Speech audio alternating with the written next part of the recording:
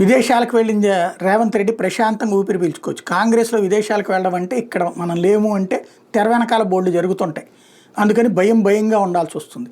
అందులో ఇంకోటి 10 మంది ఎమ్మెల్యేలని బీఆర్ఎస్ నుంచి తీసుకోవడం, ఇప్పుడు వాళ్ళదేమో సుప్రీంకోర్టులో కీలకమైనటువంటి స్టేజ్కి రావడం, ఇంకోవైపున కేసీఆర్ తలుచుకుంటే ఇక్కడ కాంగ్రెస్లో అసమ్మతులు అసంతృప్తులు రేపొద్దున మంత్రివర్గం రాకపోతే వెళ్ళిపోవడానికి సిద్ధపడుతుంది. వాళ్ళందరినీ పెట్టుకుని కేసీఆర్ ఎక్కడ మంత్రివర్గంలోకి తను మళ్ళీ ప్రభుత్వాన్ని తీసుకుంటాడు బీజేపీతో మాట్లాడుకుని అన్నటువంటి చర్చ నడుస్తుంది. ఎందుకంటే బీజేపీ దక్షిణాదిలో బాగా వేస్తుంది. అందులో ఆంధ్రాలో తెలుగుదేశంతో కలిసి వెళ్తే, తమిళనాడులో ఏఐడిఎంకేతో కలిసి వెళ్తుంది, కర్ణాటకలో జేడీఎస్తో కలిసి వెళ్తుంది.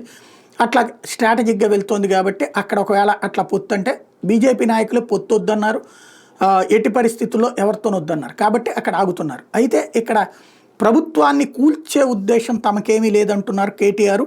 తాజాగా దమ్ముంటే గ్రామాల్లోకి సీఎం సింగల్గా వెళ్ళాలి, ప్రజలు ఏమనుకుంటున్నారు రేవంత్ తెలుస్తుంది తప్పించి మేమైతే ప్రభుత్వాన్ని కూల్చే ప్రసక్తి లేదని చెప్తున్నారు.